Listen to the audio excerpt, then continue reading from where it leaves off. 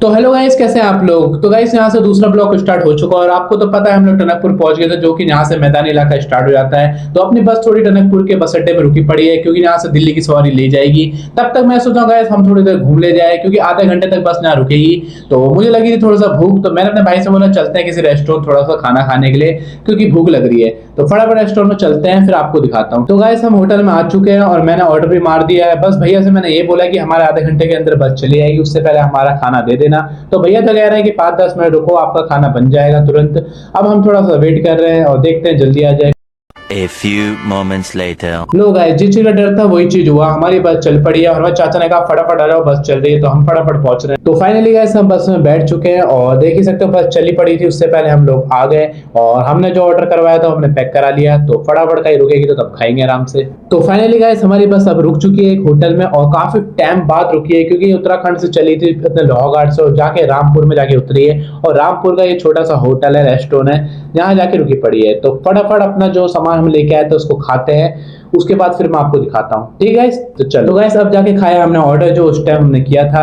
तो अब खाना खा के इसको आगे ताकत मेरे से कह रहा है बस को मैं थोड़ा साइड मार दूंगा और ये धक्का मार के पीछे वो कर दूंगा। मैं तो उसको हिला भी दे, मेरी तरफ से पार्टी होगी। खैर छोड़ो, ये तो नौटंकी कर रहा है, कुछ नहीं होने वाला है इसका। हवाबाजी देखो।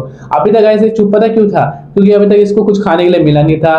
तब जाके चुपचाप से शांत होकर सो के आया था। अब थोड़ा कुछ खाने के लिए मिला, अब हो गया चिल। अब देखो इसकी हवाबाजी। हवाबाजी तो खून में ही है पहले से ही, है ना, क्या ही बोलूं मैं इसको। खैर छोड़ो, मैं तुम लोगों को यही बोलूंगा कि गाइस जैसे अपनी बस स्टार्ट होती है फिर मैं आपको दिखाता हूँ अच्छे से। ठीक है, चलो। तो फाइनली गाइस अपनी बस स्टार्ट हो चुकी है, आधा एक घंटा रुकी थी, अब फटाफट यहाँ से निकलते हैं। तो गाइस यहाँ पे एक्सीडेंट हो चुका है और अभी मैं जब तक अंदर आराम से लेटा पड़ा था, देखा तो बाहर इतनी भीड़ लगी पड़ी है। तो यहाँ पे एक बंदा लेटा पड़ा जो इसको साइड कर रहे हैं और लग रहा है इसकी बाइक से एक्सीडेंट हुआ है, जिससे इसकी बाइक खड़ी पड़ी है। और हुआ कैसे एक्सीडेंट ये मुझे नहीं पता, क्योंकि मैं सो रहा था थोड़ी देर के लिए। खैर छोड़ो, अब अपनी बस निकल चुकी है दिल्ली की तरफ और यही बोलूंगा कि आपको थोड़ा सेफ्टी बनाए रखो। ऐसे रोडों में हादसे वगैरह होते रहते हैं, तो ध्यान से चलाओ और सतर्क होकर चलाओ। खैर छोड़ो, अब फटाफट अच्छी सी लोकेशन पहुंचते हैं, फिर मैं आपको दिखाता हूँ आगे का सीन। ठीक है, चलो। तो गाइस थोड़ी दूर चलने के बाद यहाँ पे हमारी बस रुक चुकी है और यहाँ पे बस की चेकिंग हो रही है, ट्रक वगैरह की चेकिंग हो रही है। और चेकिंग क्यों हो रही है मुझे ये भी नहीं पता, लेकिन हमारी बस की तो चेकिंग कर दी है। अब यहाँ पे ट्रक की चेकिंग कर रहे हैं और बस वाला क्यों रखा है, क्या बातचीत हो रही है वो मुझे नहीं पता। बट मैं आपको दिखा रहा हूँ कि यहाँ पुलिस वगैरह खड़ी है और जिस तरह से अंदर से ड्राइवर गया हुआ है बात करने के लिए, वो मुझे नहीं पता क्या बातचीत चल रही है। बट आपको जितना हो सके मैं आपको दिखा रहा हूँ। और यहाँ पे पुलिस देखो कितनी सारी है, ये देखो इतनी सारी पुलिस यहाँ टोल पे खड़ी पड़ी है। कुछ लग रहा है कुछ क्राइम वगैरह क्या हुआ है क्या नहीं होता पता नहीं।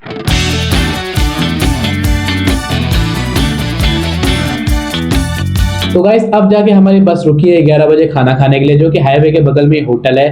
तो हम तो घर से खाना लेके आए गाइस, तो फटाफट बस के अंदर जाके खाना खाते हैं चाचारों के साथ। चलो गाइस हमारे चाचा जी ने निकाल लिया बैग से खाना, जो कि हमारे घर से पूरी सब्जी दे रखी है और हमने छाछ यहाँ होटल से खरीद ली है।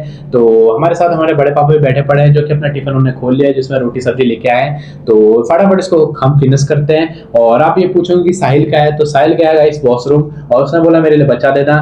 तो हम फटाफट खाते हैं और उसके लिए थोड़ा सा बचाते हैं, उसके बाद फिर बाहर जाके मैं आपको दिखाता हूँ। ठीक है, चलो। लो गाइस बस से उतरते ही एक और एक्सीडेंट सामने दिख गया, जो कि अपने होटल के सामने आ रखा है। और इसकी अगर मैं डिटेल दे दूं तो एक ट्रक जा रहा था आगे से, तो पीछे से एक बाइक वाले ने टक्कर मार दी, जिसको नुकसान किसको, बाइक वाले को नुकसान हुआ। तो आज मैंने गाइस 2 एक्सीडेंट देख लिए साथ ही साथ में, आज क्या हो रहा है पता नहीं। खैर छोड़ो गाइस, अब फटाफट चलते हैं अपने घर की ओर। One eternity later. तो फाइनली गाइस हम पहुंच गए दिल्ली के बस अड्डे आनंद विहार और टाइमिंग हमारी ये है कि 3:30 बजे हमें बस ने छोड़ दिया यहाँ पे। और सामने हमारे चाचा जो हाथ पैर धो रहे हैं और मुंह वो धो रहे हैं, और सामने से हमारा भाई निकला है अभी जस्ट और यहाँ पे बैग वैग रख रखा है और यहाँ पे बातचीत कर रहा है ऑटो वाले से कि हम बदरपुर के कितने लोगे कितने नहीं। तो यहाँ पे फटाफट हम लोग बातचीत करते हैं, उसके बाद फिर मैं आपको दिखाता हूँ। ठीक है, तो गाइस यहाँ से जा रहे हैं हम इस्माइलपुर अपने घर की तरफ और चाचा और बड़े पापा जा रहे हैं ड्यूटी, जो कि नोएडा। तो गाइस मैंने कर लिया ऑटो बुक आनंद विहार से अपने घर की तरफ, तो फटाफट पहुंचते हैं फिर आपको दिखाता हूँ। लो गाइस अपने इस्माइलपुर आ चुके हैं, यहाँ से 5 मिनट का रास्ता है। तो फटाफट घर के पास ऑटो लगाते हैं, फिर मैं आपको दिखाता हूँ कितनी पेमेंट करनी है इसको। ठीक है, चलो। पर गाइस मैं गली तक ही ब्लॉग बनाऊंगा, घर का इसलिए ब्लॉग नहीं बनाऊंगा, पापा रहेंगे। तो लो गाइस हम पहुंच गए गली के बाहर और यहाँ पे अपना भाई पेटीएम कर रहा है और बैग भी निकाल रहा है। तो पेटीएम इतना कर रहा है कि हमने किया यहाँ पे 350 रुपए में हमें आनंद विहार से तक छोड़ा है। और देख रहे हो किस तरह सुनसान होगी गली।